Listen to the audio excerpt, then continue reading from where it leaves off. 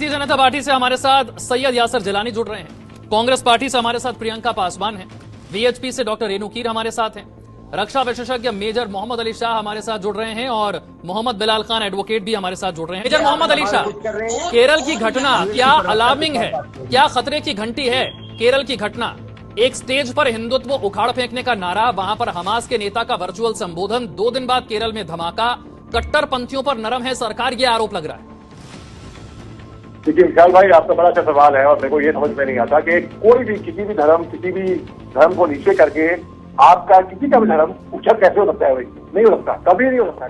चाहे धर्म कोई भी करे, चाहे किसी के भी धर्म को कितना भी कोई बुरा भला बोले, उससे आपका किसी का भी धर्म आगे नहीं बढ़ता। तो इसमें यह है, सारे धर्मों को सबको इज्जत, सबको वही बिल्कुल इज्जत नहीं चाहिए। अब बात ऐसी है जहाँ पे आप बात करते हैं केरल में ऐसे धर्म में नारे लगाए गए, सब खास किया, बिल्कुल खास किया और इसकी सख्त निंदा होनी चाहिए।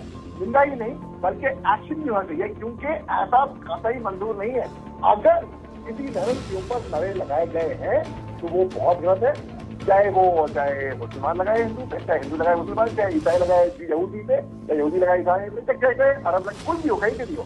अब बात करते हैं कि हमास के ऊपर, हमास की जो सपोर्ट में आते हैं। देखिए हमास, हमको याद रखना चाहिए, एक बैंड टेररिस्ट आउटफिट है, जिसको यूएन ने बैन कर रखा है, यानी कि ग्लोबल एक तरीके इनडायरेक्टली ग्लोबल बैन कर रखा है, इसको आतंकवादी का करार दे रखा है।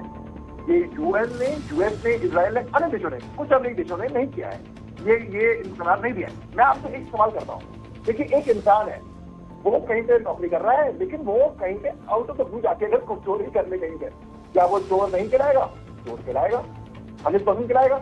बस जो लोग हमास का समर्थन करते हैं, मैं उनको भी ये सलाह दे रहा हूँ कि अगर आपके मुताबिक अगर आप कहते हैं कि हम नहीं है, आपने कहा कि इन्होंने घोषित नहीं किया है, मैं ये बात पूछ रहा हूँ, 7 अक्टूबर को जो हुआ वो आतंकवादी हमला नहीं था? हाँ बिल्कुल था। मैं उसी तरीके से मैं कहूँगा, जहाँ पे भी मासूम, जहाँ पे भी बच्चे, जहाँ पे भी लेडी महिलाएं, जहाँ पे भी बुजुर्ग, भलाई फलस्तीनी मारे जाए, भाई कहीं पे भी मारे जाए।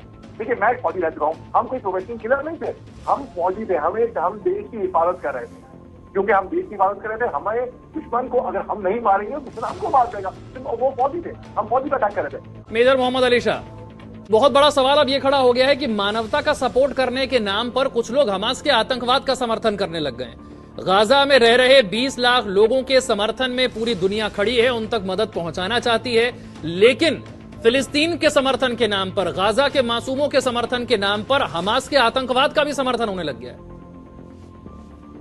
जी, जो लोग हमास का समर्थन कर रहे हैं वो मैं कहूंगा कि बहुत गलत कर रहे हैं, वो जानते हैं पहले।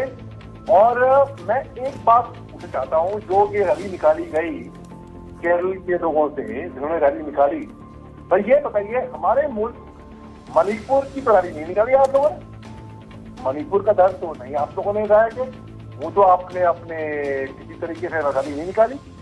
आपने जाके कहाँ पे दूर विदेशी ताकतों, वहां पे आपने रैली निकाली, मणिपुर की निकाली आपने, जो अपने घर में तकलीफ नहीं निकाली।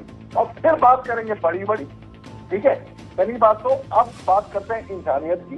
इंसानियत के हमास को जो 200 लोग बंदी बनाए हैं, उनको तुरंत छोड़ना चाहिए, क्योंकि देखिए अभी नहीं तो कल, आज नहीं तो कल उनको छोड़ना ही पड़ेगा।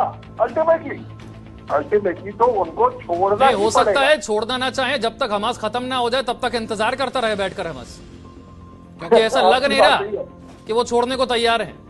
हजारों लोगों की मौत की दुहाई हर रोज वो लोग दे रहे हैं, लेकिन अब तक बंधक छोड़ेंगे कैसे, उसकी कोई समय सीमा कुछ भी बताने के लिए वो तैयार नहीं है। ऐसा लग नहीं रहा कि वो छोड़ना चाहते हैं। बिल्कुल ऐसा लग नहीं रहा कि छोड़ना चाह रहे हैं वो, लेकिन उन पे ऐसा दबाव बना जाएगा, मतलब दबाव बन भी रहा है कि उनको छोड़ना नहीं। पर मेजर मोहम्मद अली शाह, हजारों लोगों की मौत जिस चीज पर दबाव नहीं बना पा रही, जिन पर, उन पर और क्या चीज दबाव बनाएगी? जिन्हें ना अपनी जान की फिक्र है, ना गाजा के 20 लाख लोगों की फिक्र है, उन पर और क्या चीज दबाव बना लेगी? देखिए वो जो उन 200 लोगों को छोड़ना ही पड़ेगा, इनको छोड़ना चाहिए। पूरी दुनिया को इकट्ठा होकर जो कि इनका आतंकवाद है हमास का, उसके खिलाफ आवाज उठानी पड़ेगी, पहली बात तो। अब दूसरी बात ये देखिए, जो हजारों लोग जो मरे हैं वहां पे फलस्तीन में, इनोसेंट, बेकसूर, बच्चे, महिलाएं, बुजुर्ग रातों रात किसी को बेघर कर देना, ये बहुत बड़ा गुनाह है। रातों रात आप ये जो वो दर्द उनसे पूछिए जो, जिसकी मैं सख्त निंदा करता हूँ, 90s में जो कश्मीरी पंडितों के साथ हुआ, जो कि आतंकवाद वहां पे था, उसकी मैं सख्त निंदा। मेजर मोहम्मद अली शाह, मेरा डर कुछ और है। मेरा डर ये है कि इस तरह की घटनाओं को अक्सर कट्टरपंथी बहुत अच्छे तरीके से इस्तेमाल करना जानते हैं। वो इन घटनाओं की तस्वीरें, वीडियोज, इस तरह के भाषणों को बार बार उन लोगों को सुनाते हैं जिनका आसानी से ब्रेन वॉश किया जा सकता है। और भारत बहुत लंबे समय से इसका शिकार रहा है। और इसीलिए प्रधानमंत्री ने हर मंच पर कहा है कि गुड टेररिज्म और बैड टेररिज्म के बीच में फर्क करना बंद करना होगा। भारत चाहता है कि दुनिया आतंकवाद को खुलकर आतंकवाद कहे, क्योंकि भारत इतने लंबे समय तक आतंकवाद से पीड़ित रहा है। भारत में फिर यह कोशिश हो रही है, कभी किसी जंग के नाम पर तो कभी इजराइल हमास की जंग के नाम पर भारत में कुछ लोगों का ब्रेन वॉश किया जाएगा। बाकायदा हमास के नेताओं को न्योता दिया जाएगा, बरगलाने की कोशिश की जाएगी, और उसके परिणाम क्या होंगे वो हम देख रहे हैं। ऐसा नहीं है कि हम नहीं जानते हैं इसके परिणाम क्या होते हैं।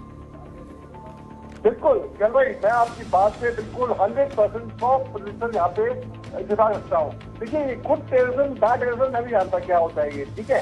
ये पाकिस्तान करता है गुड तालिबान और बैड तालिबान। टेररिज्म होता है, आतंक होता है भैया, सिंपल। किसी बेकसूरों को मार देना आतंकवाद होता है।